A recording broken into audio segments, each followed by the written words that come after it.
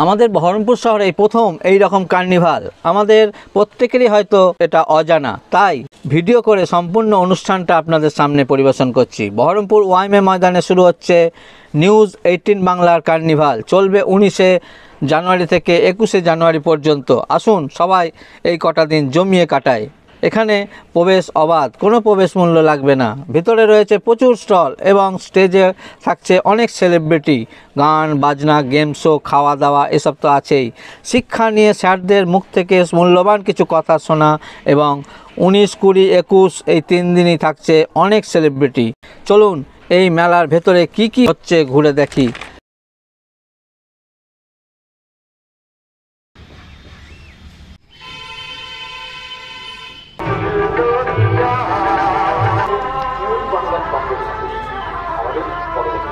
List of partners, list of sponsors, যাদেরকে না পেলে এত বড় একটা কার্নিভাল, এত বড় একটা উৎসব, জীবনের উৎসব আপনাদের সামনে আমরা কখনোই উপস্থাপন করতে পারতাম না। আমরা ধন্যবাদ জানাই আমাদের co power partner Keya Seth, Sunrise Pure, Dear Government Lotteries এবং Reliance Industries Limited কে a huge thanks to all these brand names and of course this top notch list, তার কারণ তাদের আনুষ্ঠানিক সহযোগিতা এবং প্রত্যেকটা উৎসবের মেলায় of course পাশে থাকা এই অনুষ্ঠানের জৌলুসকে এতটা বাড়িয়ে তুলেছে। আমাদের নলেজ পার্টনার, এই যে এত বুদ্ধি নিয়ে আমি কথা বলতে পারছি তার জন্য definitely I huge thanks goes to rice Adams group. এবং রাইস অ্যাডামস গ্রুপের জন্য কিন্তু এই একটু আগেই একটা ফাটাফাটি প্যানেল ডিসকাশন এবং সম্ভবত সেটা এখনো চলছে, যার মাধ্যমে অনেক কিছু, অনেক নলেজ আমরা ডেফিনেটলি এনজয় করতে পারি। আমরা ধন্যবাদ জানাই আমাদের হেলথ পার্টনার এমা গ্রুপ অফ কলেজেস অ্যান্ড হসপিটালসকে।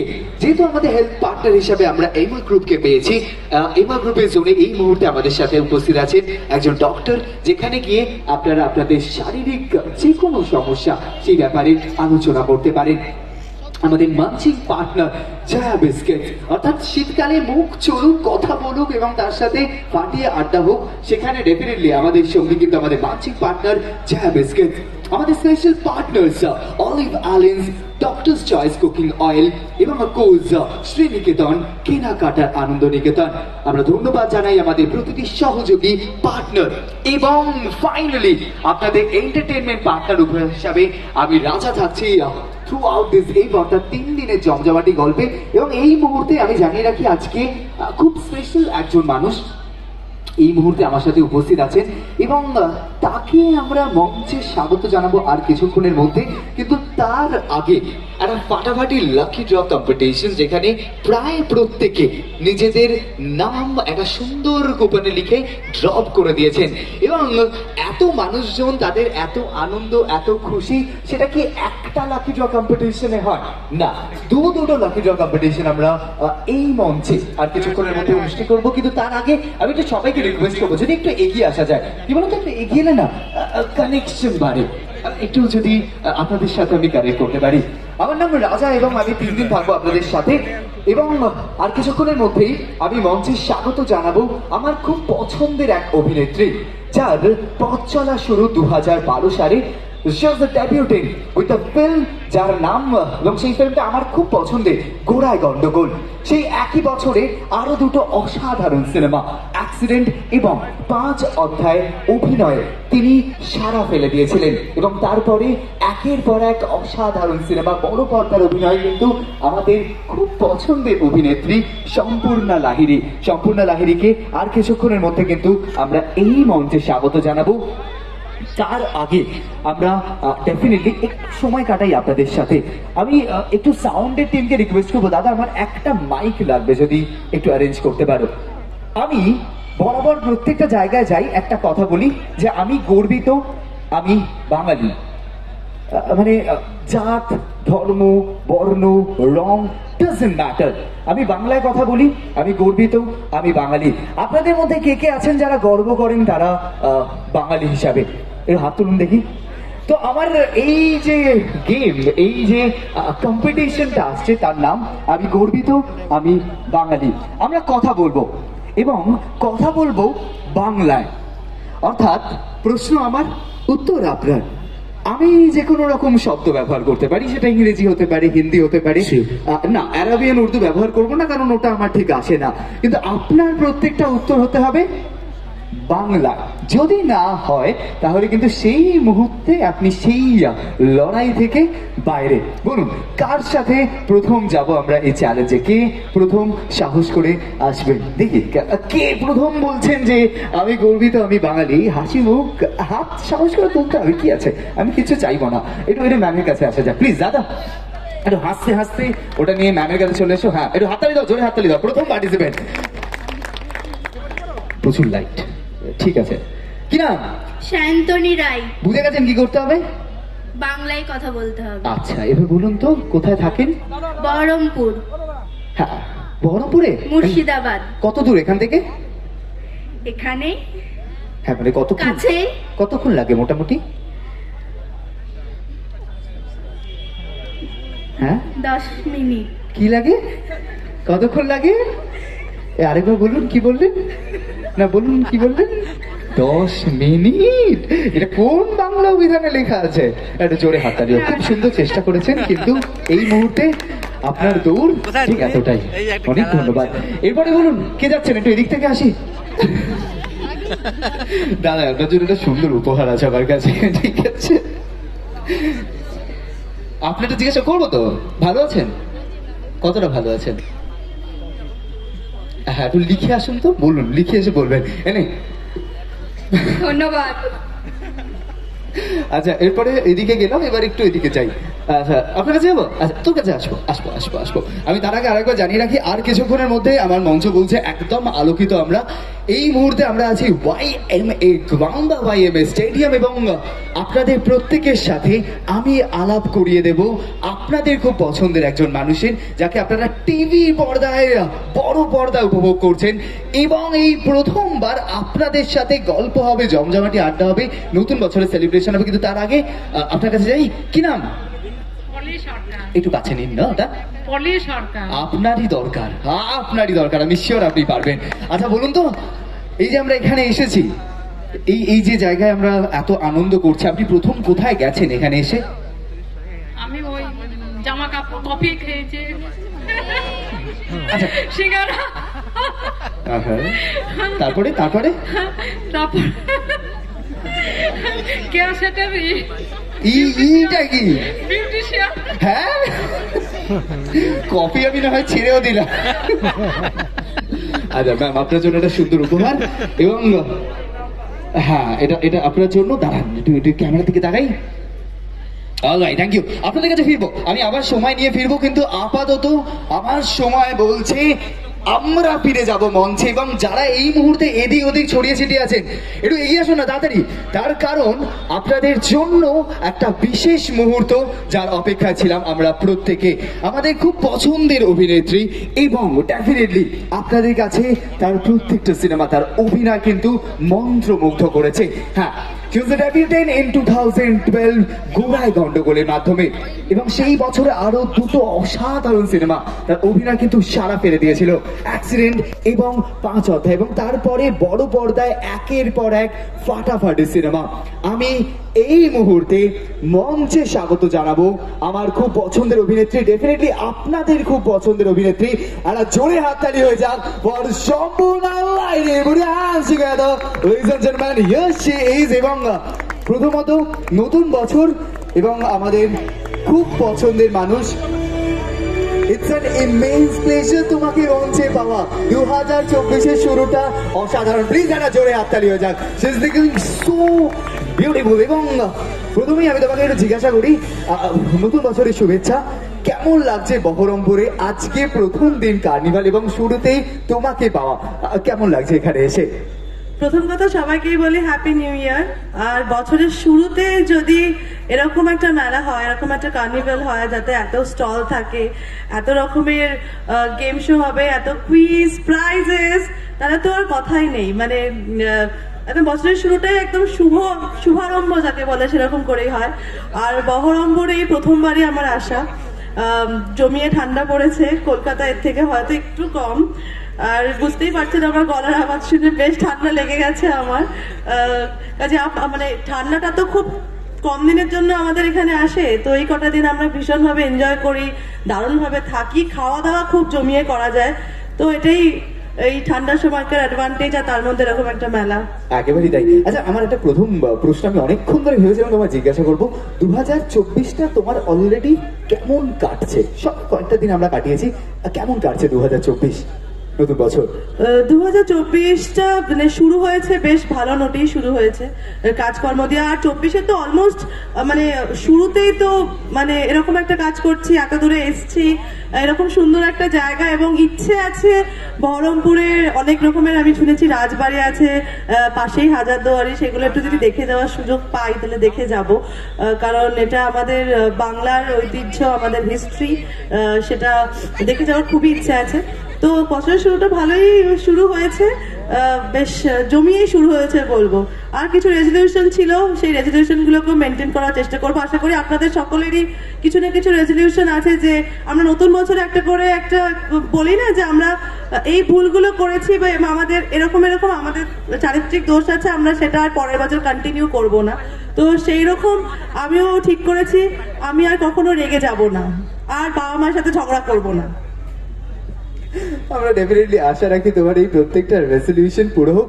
কিন্তু যদি তুমি এই রেজলিউশন করে থাকো যে নতুন বছরে ডায়েট মেনটেন করবে, আমি শিওর এটা হচ্ছে না। তার কারণ এই কার্নিভালে বাঁদিক ডান দিক এত পছন্দের ফুড স্টলস আছে এবং বেশ কিছু নামি ব্র্যান্ড। আমরা আর কিছুক্ষণের মধ্যে একটা ওয়াকালনে যাব, আমরা প্রত্যেকের কাছে যাব, তারা তোমাদের পছন্দের খাবার ডেফিনেটলি তোমাকে টেস্ট করার জন্য অফার করবে। এবং তো ডায়েটের ব্যাপারটা আমি জানি না কতটা এই রেজলিউশন যদি থাকে সেটা সম্ভব হবে। না মানে আমি এমন কোনো রেজলিউশন নিই না যেটা আমি মেনটেন করতে পারবো না। কাজেই আমি ছোটবেলা থেকে খেতে ভালোবাসি, আজও খেতে ভালোবাসি, এবং কিছু একটা না আমার খাবার দেখলে কন্ট্রোল করতে পারি না। মানে হয় না, সেটা যেরকমই খাবার হোক, সেটা বিরিয়ানি হোক, মিষ্টি হোক, আর শীতকালে কি করে ছাড়বো, মানে পিঠে পুলি, সেটা তো সারা বছর কেউ বানায় না, শীতকালেই হয়। তারপর কেক, নতুন গুড়ের বিভিন্ন মিষ্টি, মানে অসম্ভব, মানে সেগুলোকে মানে আমার মনে হয় যখন জন্মেছি এবং সেখানে মানে জন্মের পর তো খাওয়াটা খুব ইম্পর্টেন্ট, তো যখন একটা জন্ম যখন পেয়েছি তখন এই স্বাদ থেকে কেন বঞ্চিত থাকবো, খাওয়াটা খুব ইম্পর্টেন্ট আমার জন্য। খাওয়া দাওয়া চলতে থাকুক। এবং আপাতত আমরা সবাইকে প্রমিস করেছিলাম যে তোমার হাত থেকে এই বছরের শুরুর এবং নিউজ 18 কার্নিভালের প্রথম দিনে বেশ কিছু উপহার আমরা তুলে দেবো। দুটো লাকি ড্র আছে, যেখান থেকে 3-6 জনের হাতে আমরা উপহার তুলবো।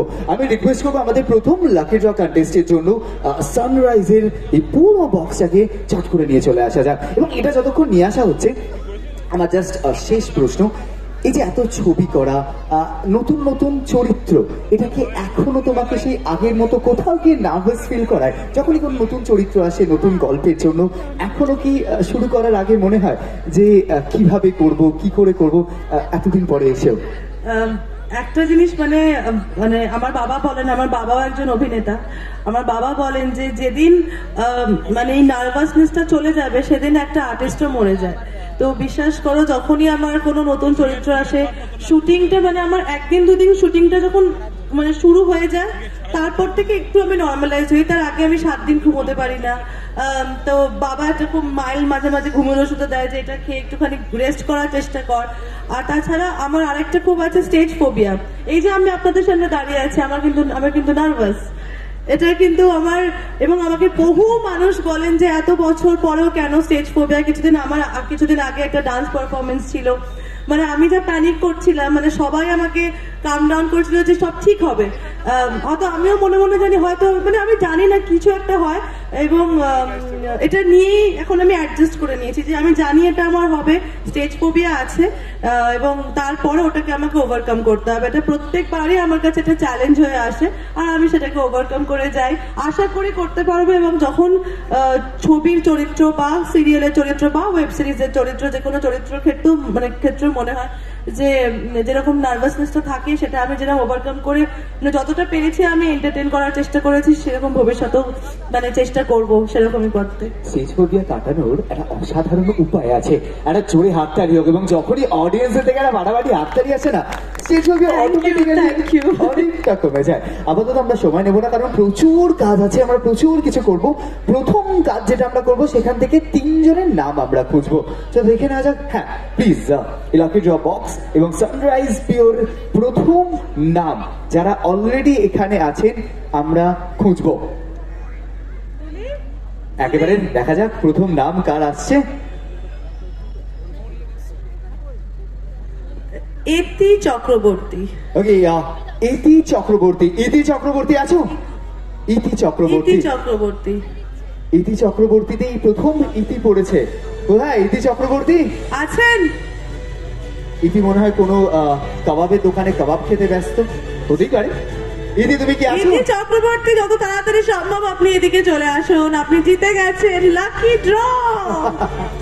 আমি জানি না আপাতত ইতি আছে কিনা, আমরা ইতির নামটা হাতে রাখছি।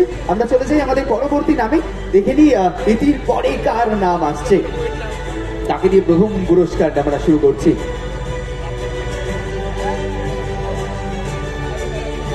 ফিরদৌসি সুলতানা।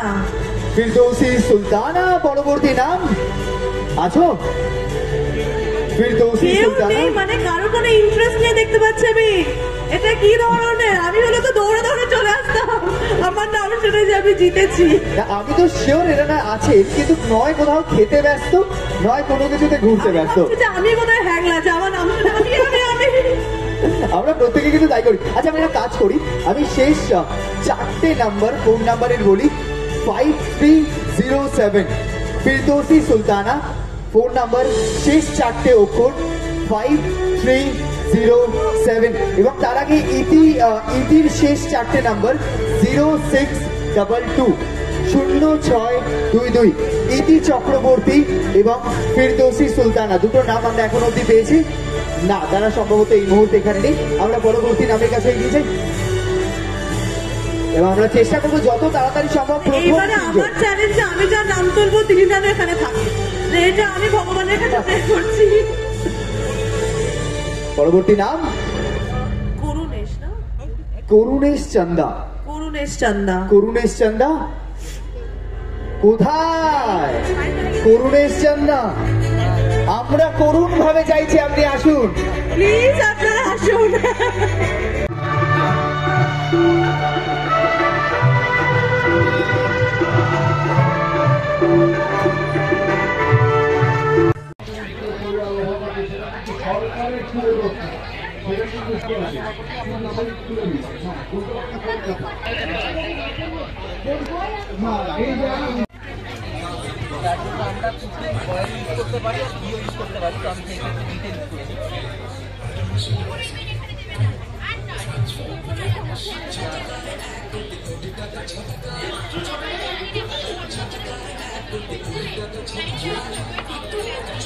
গরম হওয়ার পরে আমরা জাস্ট সুইমিং সিট দিয়ে যাবো।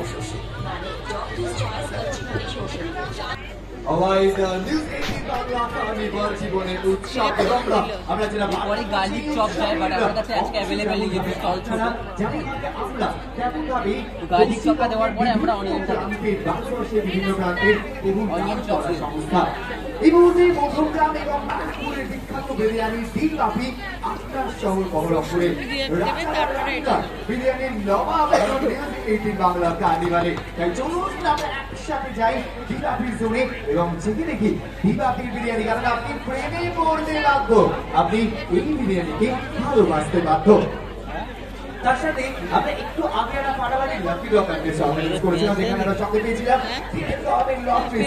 কথায় আছে বাংলা বিহার উড়িষ্যার নবাব প্রত্যেকেরই ছিল টাকার অভাব, কিন্তু আপনার ভাববে না, কারণ অভাব মেটাতে নবাবের সহ ইনোভেটিভ ব্যবসা সম্বন্ধে জানতে চলে আসুন ইকো ফুয়েল সলিউশন স্টলে, এবং সেখানে কিন্তু আমাদের রিপ্রেজেন্টেটিভরা আছে, তারা কিন্তু আপনাদেরকে বুঝিয়ে দেবেন কিভাবে এই সব কিছু আপনার ব্যবসার অঙ্গ হয়ে উঠতে পারে। এছাড়া আমি জানি রাখি ডক্টরস চয়েস কুকিং অয়েল স্বাদের উৎসবে একটাই চয়েস, ডক্টরস চয়েস।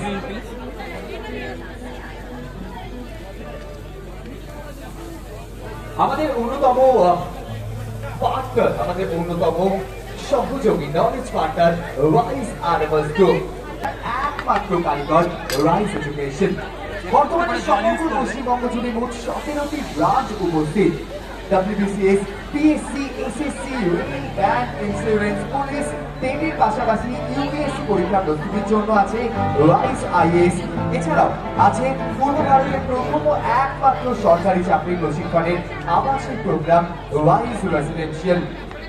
বিস্তারিত জানতে যোগাযোগ করুন রাইজ বহরমপুর শাখায়। নাম্বারটা জানিয়ে রাখি 847991795 সানরাইজ রিডার গুলো এবং তাদের ঠিকানা এসবিআই এডিবি বিল্ডিং, তৃতীয় ফ্লোর, এবং সাথে 1 নম্বর চূড়ামণি চৌধুরী লেন, বহরমপুর গার্লস কলেজের একেবারে পেছনে।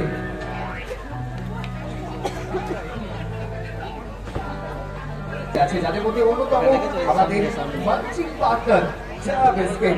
যেমনটা আমি বারবার বলছি, দুটো কিনলে একটা ফাড়াফাড়ি স্ন্যাক্স কিন্তু ফ্রি, তার সাথে 10 টাকায় কিনলেও কিন্তু দুটো যদি কেনেন একটা কিন্তু উপহার হিসাবে আপনার জন্য। এই সব কিছু কিন্তু সম্ভব আমাদের স্ন্যাক্স পার্টনার, আমাদের মানচিং পার্টনার জয়া বিস্কিটের সাথে।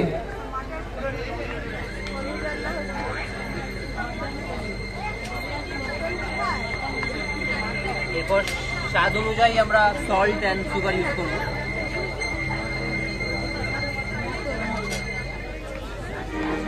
আমাদের হেলথ পার্টনার এমা group of college and hospital, সুচিকিৎসার সঠিক ঠিকানা এমা হসপিটাল। উচ্চশিক্ষার প্রফেশনাল কোর্স এবং মেডিকেল তৈরির সঠিক ঠিকানা কিন্তু এমা group of colleges. Nursing, pharmacy, management কোর্সে অ্যাডমিশন চলছে। স্বাস্থ্য পরিষেবা এবং উচ্চশিক্ষার একমাত্র নির্ভরযোগ্য বিশ্বসেরা আর এক নাম এমা group of college and hospital, Barasat, Kolkata এবং উত্তর 24 পরগনা। মোটামুটি হয়ে গেলে আমরা কোরিয়েন্ডার লিভস দেবো।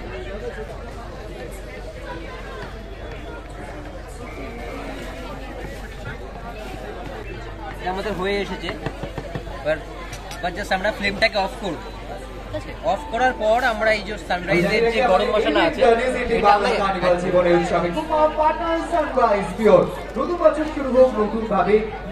অ্যাড করার পর একটু জাস্ট হালকা মিক্স আপ করব। এখানে খাওয়া দাওয়া থেকে শুরু করে কেনাকাটা, সাথে আছে মজার মজার খেলা এবং অনেক আপনাদের জন্য রাখা আছে অনেক মজাদার খেলা এবং আকর্ষণীয় উপহার। এবং এই সব খেলা কিন্তু চলছে এই মুহূর্তে সানরাইজের জন্য, যেখানে পা রাখার জায়গা নেই। তাই আপনিও কিন্তু অংশ হতে পারেন, আপনিও দিতে পারেন প্রচুর উপহার আর প্রচুর পুরস্কার। আমরা গরম মশলাটা একদম লাস্টে ইউজ করি, কারণ যাতে ওর স্মেলটা থেকে যায়। কেন যদি আগে ইউজ করি বা হিট দেওয়া হয় তবে স্মেলটা চলে যায়। ওই জন্য গরম মশলা সবসময় end of the moment use করা হয়। এবার আমরা এটাকে জাস্ট গার্নিশ করতে পারি। এখানে আমাদের ফ্রেশ ক্রিম আছে,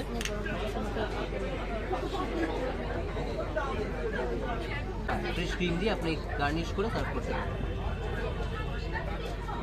বহরমপুরে স্যার খুবই মনে করবে আপনি বিরিয়ানি যাবেন, কারণ একবার যদি এই টেস্ট পেয়ে যান আপনি আর বিরিয়ানি খুঁজে পাবেন না। কারণ আপনারা প্রত্যেকেই জানেন, যারা একটু দূর থেকে আয়োজন করে এসেছি, ইভেন যিনি ক্যামেরার সামনে আছেন, যিনি ক্যামেরার সামনে আছেন, আমাদের লোকের ডিনারে রেখেছে আপনার নামও দীপাবলি বিরিয়ানি। তাই আপনি যদি চান অবশ্যই করতে পারেন। এই মুহূর্তে ভাঙা আছে এবং দীপাবলি বিরিয়ানি কিন্তু আপনারা করবেন এই মুহূর্তে বহরমপুরে। আপাতত আমি আর সময় নেব না, আমরা চলে যাবো মূল মঞ্চে। তারা কাজ করে নিই, তারপর আসছি দীপাবলি জোনে আমাদের অন্যতম পছন্দের বিরিয়ানি জোন মধ্যপ্রাণ এবং ব্যারাকপুর থেকে সোজা বহরমপুর।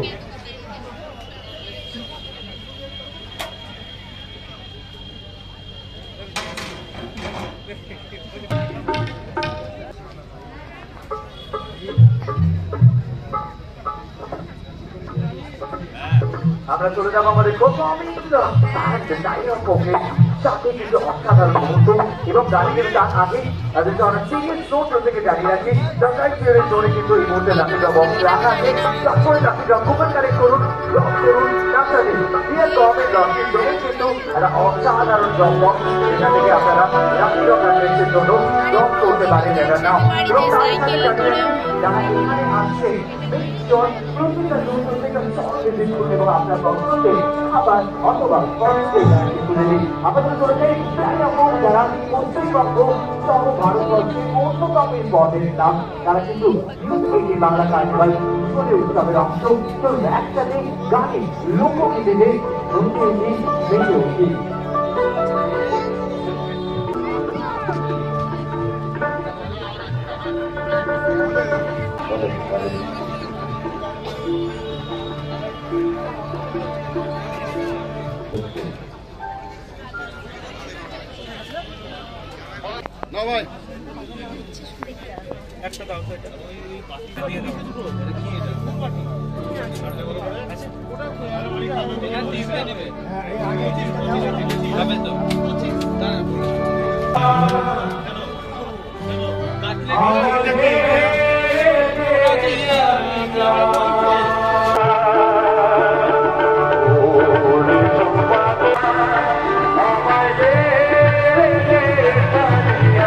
রয়েছেন এখানে প্রত্যেকে হয়তো দেখেছেন সিনেমাটা, ক্লাস 12 এ ফেল করেও আইপিএস অফিসার হওয়া যায়, তাই তো স্যার? নিশ্চয়ই ওইখানটায় ধরেই আমি বলবো যে ভাবনা আমরা সবসময় ভাবি যে গ্রাম পিছিয়ে রয়েছে, প্রত্যন্ত গ্রামের তরুণরা পাবে এবং যারা ভাবে যে জীবনের মূল্য আছে এবং আমাকে এক্সারসাইজ করতে হবে, কারণ এটাকে কি মানুষ যদি বড় হতে চায় স্বপ্নকে যদি ভালো করতে হয়, এই ছবিটা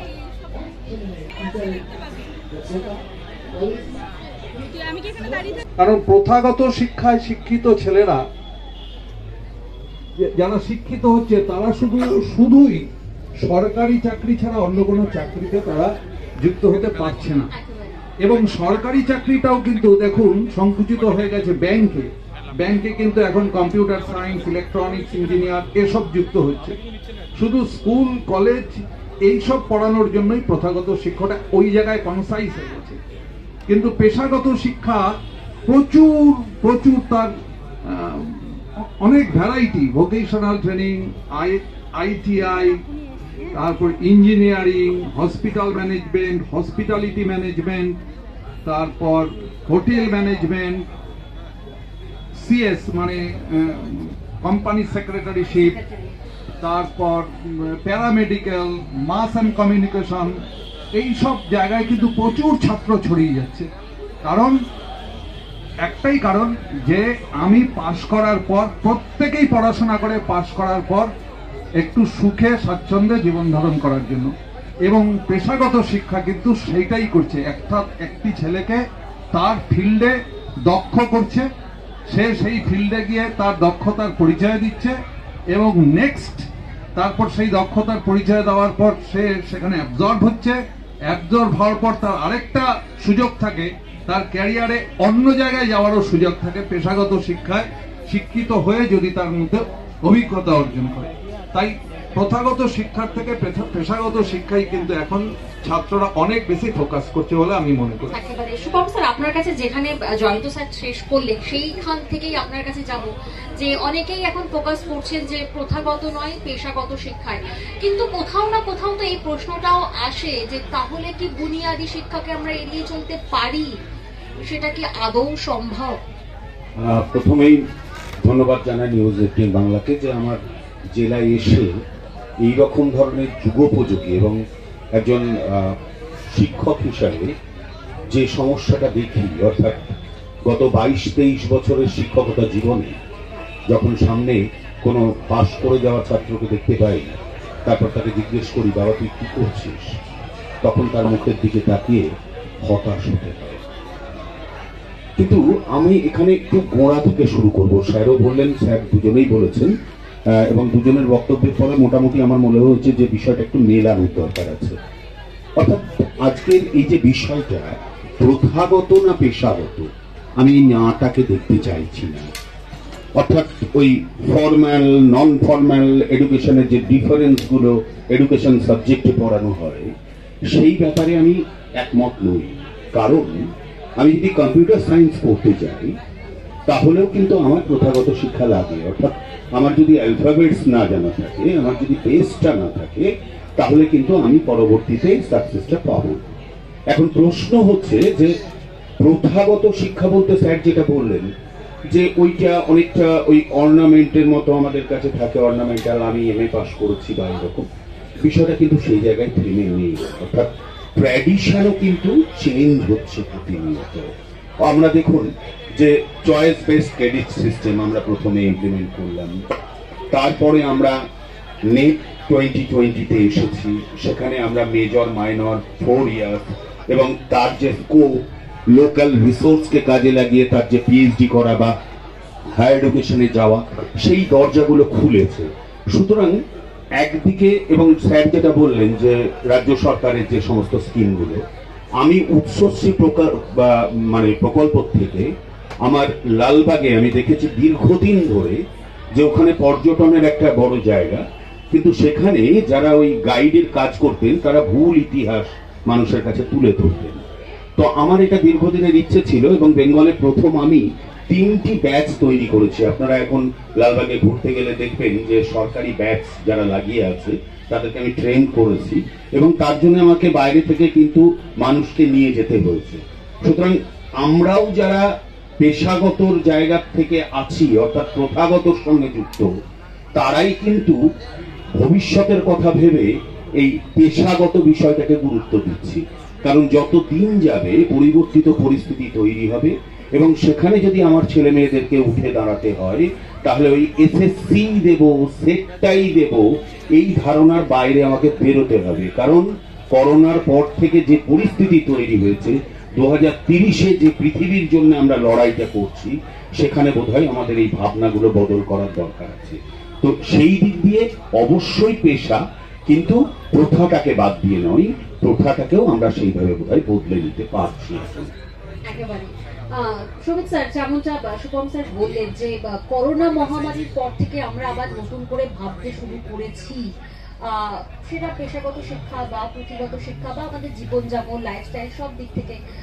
সেখানে কি কোথাও না কোথাও আপনার মনে হয় যে বাজারের চাহিদার কথা মাথায় রেখেই পাঠ্যক্রম তৈরি করা উচিত? না, আমি শুভম স্যারের কথা আমি বলবো ভীষণ মূল্যবান জায়গা, যে এই যে প্রথাগত শিক্ষা এবং পেশাগত শিক্ষা অ্যাকচুয়ালি দুটোই কিন্তু দরকার।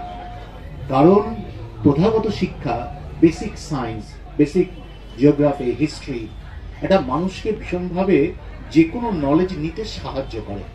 এই যে সারা পৃথিবীতে আমরা দেখতে পাচ্ছি যে এই মুহূর্তে রিসার্চের খুব দরকার রয়েছে। ভারতবর্ষ খুব সম্ভবত 3rd এখন ইকোনমি হচ্ছে স্টার্ট আপের ক্ষেত্রে। তাহলে এই যে ইনোভেশন, যদি প্রথাগত শিক্ষা না থাকে, তার বুনিয়াদ যদি শক্ত না হয়, তাহলে কিন্তু কিছুতেই ওখানে সাকসেস পাওয়া যাবে না। এ ব্যাপারে কোনো সংশয় নেই যে কিছুদিনের মধ্যেই অলরেডি আমরা এই মুহূর্তে সারা পৃথিবীর মধ্যে সর্ববৃহৎ জনসংখ্যার দেশে পরিণত হয়েছে।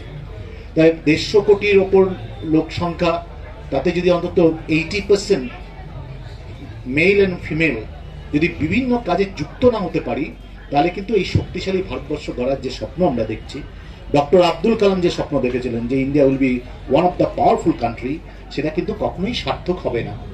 সেই দিকে লক্ষ্য রেখে আমি বলবো, শুধু কোভিড নয়, কিন্তু কোভিড হয়তো আমাদের দ্রুত চেঞ্জ করতে সাহায্য করেছে, আমাদের ফোর্স করেছে, কিন্তু ভারতবর্ষের একাডেমিকে, যেমন এনইপি বা এই যে মেজর, মাইনর, এগুলো কিন্তু ভীষণভাবে আমাদের যে নলেজ ইন্ডাস্ট্রি দরকার, তার জন্য কিন্তু ভারতীয়দের এইভাবেই তৈরি হতে হবে। আমরা যদি লাস্ট 100 বছরে যদি আমরা সভ্যতা দেখি এবং যে সম্পদ যে দেশ তৈরি করেছে, তাহলে আমরা দেখব 100 বছর আগে প্রথমে যে এগ্রিকালচারাল মুভমেন্টটা আরম্ভ হয়েছিল, এগ্রিকালচারাল ইন্ডাস্ট্রি রাশিয়ার মতো একটা শক্তিশালী দেশকে শক্তিশালী হতে সাহায্য করলো। 30 বছর পরে আরম্ভ হলো সারা বিশ্বে ম্যানুফ্যাকচারিং ইন্ডাস্ট্রি, আমরা দেখলাম চায়না একটি শক্তিশালী দেশে পরিণত হলো। তারপরে 70-এর দশকে 1970 থেকে শুরু হলো সারা পৃথিবীতে সার্ভিস ইন্ডাস্ট্রি, কয়েক লক্ষ ভারতীয় ইঞ্জিনিয়ার সারা পৃথিবীর সফটওয়্যার তৈরি ক্ষেত্রে ডমিনেট করলো, এবং ভারতীয়রা একটা শক্তিশালী ক্ষমতায় পরিণত হলো শুধুমাত্র সার্ভিস ইন্ডাস্ট্রির উপর নির্ভর করে। এই যে 2010 সাল থেকে যে ইন্ডাস্ট্রিটা শুরু হলো, সেটা কিন্তু হচ্ছে নলেজ ইন্ডাস্ট্রি। যে দেশ যত বেশি নলেজ তৈরি করতে পারবে, স্টার্ট আপ তৈরি হবে, ইনোভেশন হবে। এবং আমরা শুনে মাঝে মাঝে আমি অবাক হই, সারা পৃথিবীতে যখন আমি ঘুরি, অস্ট্রেলিয়া বা লন্ডনে, স্টার্ট আপের ক্ষেত্রে তারা বিশ্বাস করতে আরম্ভ করেছে যে নেক্সট 20 বছরের মধ্যে সবচেয়ে যে ইনোভেশন হবে সেটা কিন্তু ভারতবর্ষে হবে। আমি কোয়াইট সারপ্রাইজ যে তাহলে ভারতীয়দের মধ্যে কি এত প্রতিভা দেখছেন বিশ্বের লোকেরা, যারা বলছেন যে তোমার দেশই সবচেয়ে বেশি ইনোভেশন হবে। আমি জিজ্ঞেস করেছিলাম একজন সাহেবকে, সাহেব তখন বলেছিলেন অ্যাকচুয়ালি ভারতীয়দের মধ্যে সবচেয়ে বেশি সমস্যা রয়েছে এবং তোমাদের সেই ক্যাপাবিলিটি রয়েছে। তোমরা মহাকাশে কি হচ্ছে উপগ্রহ পাঠাচ্ছ, বিভিন্ন জায়গায় তোমরা উন্নতি করছো। তাহলে এই যে আবিষ্কারের মধ্যে দিয়ে তোমাদের মধ্যে যে সমস্যা রয়েছে সেই সমস্যা তোমরাই কিছু মেটাবে, যা তোমাদের একটি শক্তিশালী রাষ্ট্রে পরিণত করতে সাহায্য করবে। এখানে কিন্তু ভারতীয় শিক্ষা পদ্ধতির যে ভূমিকা পলিসি তৈরি করার ক্ষেত্রে এবং মানুষ, অভিভাবক, ছাত্রদের যে বোঝার ক্ষেত্রে, এটাকে যদি আমরা একটা জায়গায় আনতে পারি তাহলে শক্তিশালী ভারতবর্ষ কিন্তু গড়ে উঠবেই। শক্তিশালী ভারতবর্ষ গড়ে উঠবে। জয়ন্ত স্যার, তাহলে শিক্ষার পরিকাঠামো আরো উন্নয়ন করতে আর কি কি পদক্ষেপ নেওয়া উচিত বলে আপনি মনে করেন? আমি প্রথাগত শিক্ষা আর পেশাগত শিক্ষা কখনোই আলাদা না, পরস্পর প্রথাগত শিক্ষা না হলে পেশাগত শিক্ষা হবে না। তাই জন্য যে কোনো পেশাগত শিক্ষার আগেই কিন্তু প্রথাগত শিক্ষার মাধ্যমেই পেশাগত শিক্ষাতে যেতে হবে। এবং পেশাগত শিক্ষায় যারা শিক্ষক, অধ্যাপক, তারা তো সব প্রথাগত শিক্ষা নিয়ে শিক্ষিত হয়ে এসছেন। সেই জন্য প্রথাগত শিক্ষা এবং পেশাগত শিক্ষার মধ্যে দ্বন্দ্ব নেই। কিন্তু আগামী দিনের ছাত্রদের ভবিষ্যৎ যেভাবে পৃথিবী এগিয়ে যাচ্ছে, আগামী দিনে প্রথাগত শিক্ষার স্কোপটা কম, পেশাগত শিক্ষার স্কোপটা অনেক বেশি। এবং পেশাগত শিক্ষায় শিক্ষিত ছেলেদের অনেক বেশি সুযোগ থাকবে, বিভিন্ন স্ট্রিমে পড়ার সুযোগ থাকে। এই যেটা ডক্টর রায় বললেন যে সারা পৃথিবীতে এখন একটাই আলোচনা যে ভারতবর্ষ আগামী 20 বছরের মধ্যে অনেক বেশি ইনভেনশন হবে। তার কারণ ভারতীয়দের মধ্যে অনেক বেশি সমস্যা, এবং সেই সমস্যাই খুঁজে বার করবে ভারতীয়রা, এবং তার সোর্স আছে ভারতবর্ষের মধ্যে। এবং এই সোর্স কাজে লাগিয়ে ভারতবর্ষ আগামী দিনে বিজ্ঞানে, প্রযুক্তিতে অনেক বেশি এগিয়ে যাবে। তাই জন্য পেশাগত শিক্ষক দুটোই প্রয়োজন, কিন্তু তবুও বর্তমান যুগে পেশাগত শিক্ষারই জরুরি বেশি বলে আমি মনে করি। যেমন জয়ন্ত স্যার বললেন যে ভারতীয়দের সমস্যাটা খুঁজে বের করতে হবে, এবং যাকে সমিত স্যার বললেন যে উনি বিভিন্ন জায়গায় ঘুরেছেন, বিভিন্ন দেশে ঘুরেছেন, কিন্তু ভারতীয়দের মধ্যে যে প্রতিভাটা আছে সেটা বোঝা যায়, অন্যান্যরা যারা রয়েছেন প্রতিভাবানরা তারা বুঝতে পারেন। কিন্তু আমরা একটা সমস্যাও দেখেছি সমিত স্যার এবং জয়ন্ত স্যার, আপনাদের তিনজনকেই একসাথেই আমি বলছি যে আমরা বলি যে হাতের মুঠোই বিশ্ব, কিন্তু প্রত্যন্ত গ্রামে যারা থাকেন, প্রত্যন্ত গ্রামেও তো অনেক প্রতিভারা রয়েছেন, কোথাও না কোথাও সুযোগের অভাবে বোধহয় তারা সামনে আসতে পারেন না। বা এখন আমরা জানি যে প্রত্যেকেই শহরমুখী, শহরে আসেন পড়াশোনা করার জন্য। স্যার, আপনার ইনস্টিটিউটেও বহু দূর দূরান্ত থেকে, প্রত্যন্ত গ্রাম থেকে আসে ছেলে মেয়েরা। তো সেক্ষেত্রে উচ্চশিক্ষার জন্য কোথাও না কোথাও বাইরে যেতে হয়, প্রচুর টাকা খরচা হয় স্যার। সেই খরচাটা হয়তো ফ্যামিলি বিয়ার করতে পারছেন না। তাহলে এটা কি সম্ভব যে আমাদের দেশে থেকেই সেই ধরনের পেশাগত শিক্ষার সুযোগ আমরা করে দিতে পারি আমাদের এই প্রতিভাবান আপকামিং যারা ব্রাইট স্টুডেন্টরা রয়েছে তাদের জন্য? এটা কি সম্ভব? যদি আপনারা কোনোভাবে কোনো উপায় বলেন আপনাদের তরফ থেকে। আমার এই প্রশ্নটা আপনাদের তিনজনের কাছেই থাকলে, এবং সেই সুযোগটা আমরা কিভাবে কাজে লাগাবো সেটাও কিন্তু একটা বড় প্রশ্ন। স্যার, আপনি প্লিজ বলুন। ম্যাডাম, আমি ওই কথা রেস ধরেই বলি আর কি, যে ভারতীয়দের মধ্যে যে সম্ভাবনার কথা আমরা বলছি, সেখানে একটা বড় জিনিস হচ্ছে যে আমাদের রিসোর্স। স্যার এগ্রিকালচারাল ইন্ডাস্ট্রির কথা বললেন, আপনি যে গ্রামের মানুষের কথা বলছেন না, মেন্টালিটি চেঞ্জটা সবার আগে দরকার। অর্থাৎ আমি কৃষিতেও যে নতুন কিছু করতে পারি, আমার যে প্রথাগত একটা ট্র্যাডিশনাল হিস্ট্রি আমার ফ্যামিলির আছে, সেখান থেকেও যে আমি বেরিয়ে যেতে পারি, আমাদের কোথাও যেন ওই সরকারি চাকরিটাই আমাকে পেতে হবে, এই মানসিকতাটা আমাকে পরিচালিত করে। দ্বিতীয়ত হচ্ছে, আমি গভর্নমেন্ট সেক্টরের কথা বললাম, স্যারও নিজে বললেন যে গভর্নমেন্টেরও কিন্তু শিক্ষা ব্যবস্থার ভাবনা চিন্তার মধ্যে আমূল পরিবর্তন আমরা লক্ষ্য করছি। কিন্তু সমস্যাটা কোথায় জানেন? আর্থিক যে জায়গাটা আপনি বললেন, সেখানে হচ্ছে ইনফ্রাস্ট্রাকচার। এটা কিন্তু অবশ্যই একটা সমস্যা। আজকে একটা পেশাগত প্রতিষ্ঠানে যখন আমি যাচ্ছি, সেখানে যে সমস্ত স্কিল্ড মানুষগুলো রয়েছেন, তারা যেভাবে ট্রেনিং দিচ্ছেন, তারা যেভাবে স্বাধীনভাবে নিজেদের কারিকুলামটাকে তৈরি করতে পারছেন, সেই প্রবলেমগুলো আমাদের সরকারি ক্ষেত্রে কিন্তু পরিবর্তিত হতে অনেকটা সময় লাগে। দ্বিতীয় বিষয় হচ্ছে যে আমি যে লোকাল রিসোর্সটাকে অ্যাপ্লাই করব, ইমপ্লিমেন্ট করব, আমার গাইড কোথায়? আমাকে বলা হচ্ছে আপনি কলেজে 20 বছর পড়িয়েছেন, আপনি গাইডের কাজ করুন। তাহলে আমার তো একটা ওরিয়েন্টেশন লাগে, সেই ওরিয়েন্টেশনটাকে আমি সময় মতো পাচ্ছি। সুতরাং ইনফ্রাস্ট্রাকচারের যে একটা সীমাবদ্ধতা সরকারি ক্ষেত্রে, সেটা কিন্তু আছে। উল্টো দিক থেকে এটাও বলবো যে আমাদের যদি এগোতে হয় তাহলে আমরা গত শতাব্দীর শেষ থেকেই শুরু করেছিলাম, যেখানে আমি একটা জিনিস দিয়ে শেষ করব, যে আমরা বলেছিলাম যে গ্লোবালাইজেশন, আপনি বললেন প্রত্যন্ত অঞ্চল, আজকে কিন্তু সবাই সবার হাতেই একটা মোটামুটি অ্যান্ড্রয়েড পাবেন, সবার কাছেই চলে গেছে, এবং আমরা কালচারালি বলছি যে আহা বাঙালি বোধহয় আর বাঙালি থাকলো না। স্যার তাই জন্য আমি বলেছিলাম যে হাতের মুঠোই তো বিশ্ব, কিন্তু তাও প্রত্যন্ত গ্রামে থাকে না। আমি বলছি যে কালচারের ক্ষেত্রে আমরা দেখবেন মাঝে মাঝে হাপিত্তেশ করি, বাঙালি বোধহয় বাঙালি রইল না, কি না খাদ্য রুচি পাল্টাচ্ছে, পোশাক পাল্টাচ্ছে। আরে বাবা, কেউ পাল্টাচ্ছে না, এটা সময় আমাকে বাধ্য করছে পাল্টে নিতে। কারণ আমি প্রতিদিন সঠিক সময়ে ওই ধুতি পরে ওইভাবে পৌঁছতে পারবো না, আমার ব্যস্ততার জীবন। এক্স্যাক্টলি, খাওয়ার ক্ষেত্রেও ব্যাপারটা কিন্তু তাই। এবার এই যে প্রথা বলছেন, প্রথা ভাঙার একটা ব্যাপার, সেই জায়গাটাই আমি বলবো যে ওই যখন গ্লোবালাইজেশন এলো তখন তো 4টে আইন বেসিক্যালি আর কি ডিপেন্ড করে এলো। যে দেখুন ইন্ডিভিজুয়ালিজম, এটার কথা প্রথমেই বলছি এই কারণে যে প্রথার মধ্যে আমাদের, আমি চাকরি পেলাম, বড় হলাম, বাবা মাকে বৃদ্ধাশ্রমে পাঠিয়ে দিলাম, এটাও কিন্তু আমার ট্র্যাডিশন বিরোধী। সুতরাং ইন্ডিভিজুয়ালিজমকে আমি নিজের সঙ্গে কিভাবে নেব, অর্থাৎ আমার মধ্যে যদি প্রতিযোগিতা না থাকে তাহলে আমি এগোতে পারবো না। এবার আসবে ইন্ডাস্ট্রির কথা, কিন্তু ইন্ডাস্ট্রির পাশাপাশি ইনফরমেশন টেকনোলজি এটাও কিন্তু একটা গুরুত্বপূর্ণ বিষয়। সুতরাং সবটাকে যদি আমাকে ডেভেলপ করতে হয় তাহলে অবশ্যই আমার ইনফ্রাস্ট্রাকচারের দিকে নজর দিতে হবে, আর সেটা না করতে পারলে কিন্তু ভবিষ্যৎ তৈরি হবে না। সুতরাং এই জায়গাটাই বোধহয় কাঁধে কাঁধ মিলিয়ে আগামী নতুন ভারতবর্ষের জন্য কাজ করার প্রয়োজন আছে। একেবারে স্যার, কাঁধে কাঁধ মিলিয়ে আপনি যদি বলেন, মানে কাঁধে কাঁধ মিলিয়ে বলতে শিক্ষার্থী এবং শিক্ষক নাকি পরিকাঠামো? সমগ্র বিষয়টাই যে আমি বললাম আমার কলেজের ক্ষেত্রে আমি উৎসশ্রী পোর্টালের যে সমস্ত ট্রেনিং গুলো দিচ্ছি, আমি WBCS এর ট্রেনিং করাচ্ছি, সেখানে IAS IPS অফিসাররা তারা সময় মতো ক্লাস নিতে যাচ্ছেন।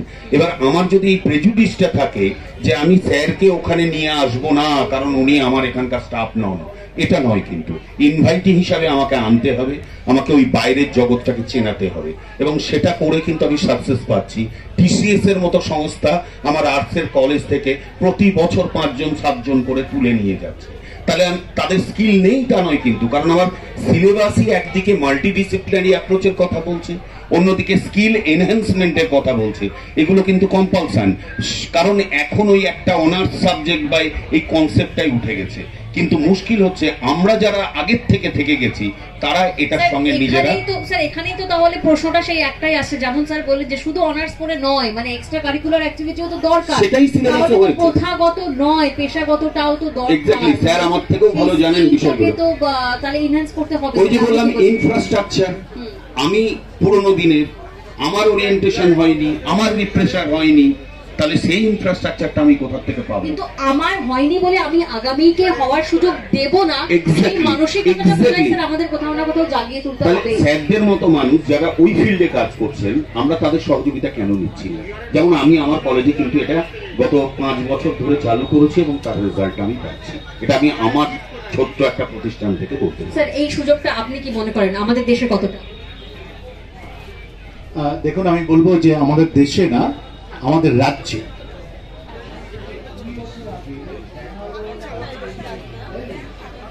কেমন লাগলো আজকের এই আপডেট? যদি ভালো লাগে তাহলে চ্যানেলটিকে সাবস্ক্রাইব করার অনুরোধ রইল এবং ভিডিওটি বন্ধুবান্ধবদের মধ্যে শেয়ার করে অপরকে দেখার সুযোগ করে দেবেন।